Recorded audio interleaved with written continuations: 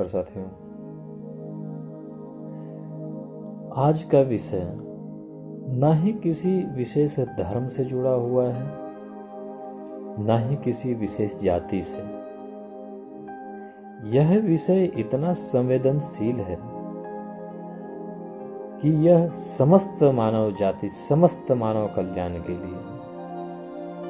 बंधुओं, प्रत्येक दिन समाचार के माध्यम से ऐसा समाचार, दुर्भाग्यपूर्ण समाचार सुनने को मिल ही जाता है जो सुनकर बहुत ही तकलीफ होती है। यह विषय अपनी बहन बेटियों से जुड़ा हुआ है जिनको ससुराल वालों के तरफ से ससुराल में प्रताड़ित किया जाता है। मैं आप सभी समस्त मानव जाति से पूछना चाहता हूं, आप मुझे बताइए कि क्या स्त्री के बिना इस संसार की कल्पना की जा सकती है? नहीं ना।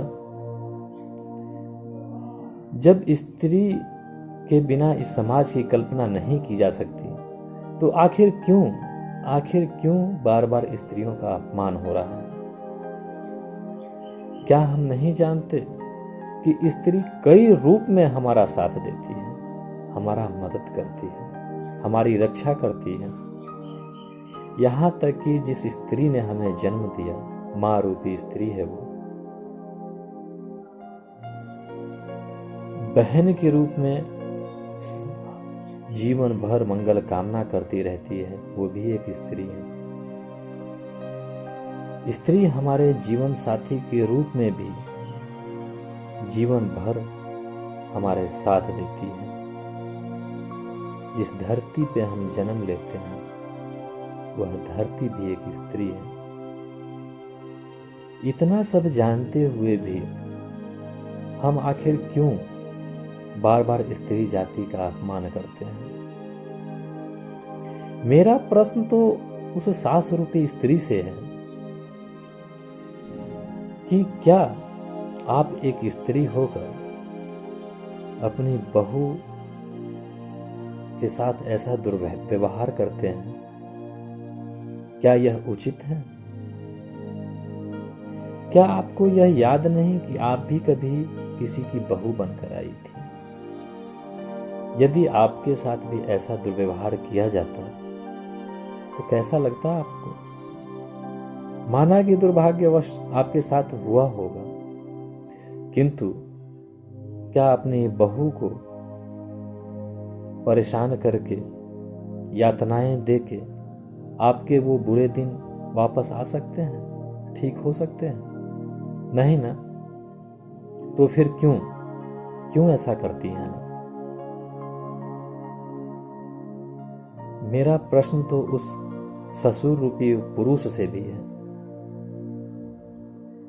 कि आखिर कैसे आप अपनी बेटी स्वरूप बहू पे हाथ उठाने का दुस्साहस कर बैठते हैं, अपनी बेटी स्वरूप बहू को प्रताड़ित करने का महापाप कर बैठते हैं। क्या आपको यह ज्ञात नहीं, यत्र नार्यस्तु पूज्यन्ते रमन्ते तत्र देवता।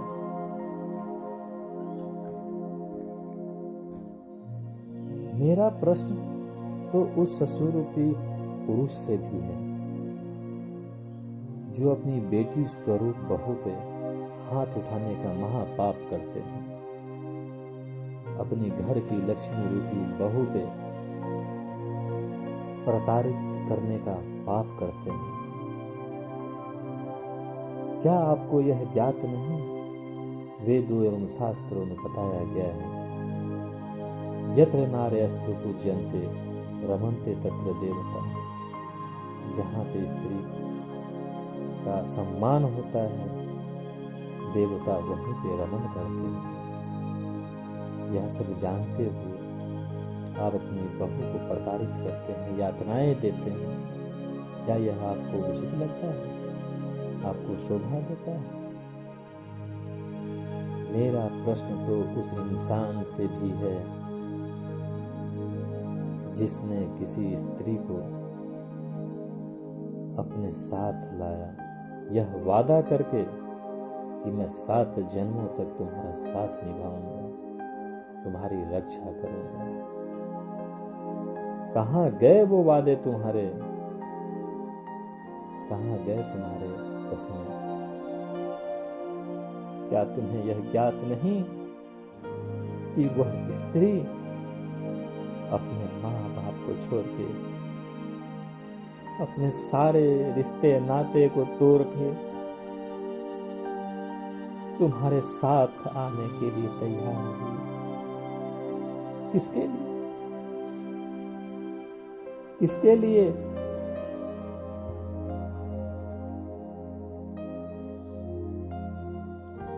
सिर्फ तुम्हारे लिए, तुम्हारे परिवार के लिए, तुम्हारे आने वाले पीढ़ी के लिए। आखिर तुम्हारे सिवा है कौन यहाँ पे उसका? तुम पे विश्वास करके तुम्हारे साथ अपने माता पिता भाई बहन सारे पूरे परिवार को त्याग के तुम्हारे घर चली आई, और तुम उसके साथ इस तरह से पेश आ रहे हो? क्या भगवान तुम्हें, भगवान किसी भी रूप के भगवान, अल्लाह, खुदा, कोई भी तुम्हें माफ करेंगे? कभी नहीं।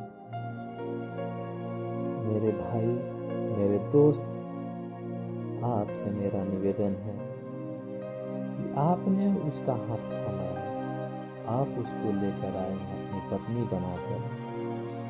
चाहे कुछ भी हो, किसी भी परिस्थिति में आप उसका साथ न छोड़ें, आप उसका सम्मान करें, आप अपने वादों को निभाएं। आखिर आपके सिवा है कौन उसका? किससे वो अपने दुख दर्द को बयां करेगी? मेरे दोस्त, मेरे भाई, जो भी गलती हुई आज तक, उन सबको सुधारा तो नहीं जा सकता, लेकिन आज से एक नई जिंदगी का शुरुआत करेंगे हम लोग। आइए हम सब, मेरे भाई, मेरे दोस्त, सारे समस्त लोग, आइए आज एक नया संकल्प के साथ अपनी नई जिंदगी शुरू करें। आज से हम लोग एक संकल्प लेंगे कि कभी किसी स्त्री, चाहे वो किसी भी रूप में हो, अपने परिवार में हो, अपने घर में, अपने समाज में, चाहे वो अपनी बहू के रूप में हो, पत्नी के रूप में, किसी भी रूप में हो, हम उनका कभी अपमान नहीं करेंगे और न ही किसी को करने देंगे। एवं इस संदेश को हर घर तक पहुंचाएंगे, हर एक परिवार तक पहुंचाएंगे, हर एक इंसान तक पहुंचाएंगे, ताकि कभी किसी बहन बेटी के साथ आगे से ऐसा न हो। यही संकल्प के साथ बहुत बहुत धन्यवाद। जय हिंद।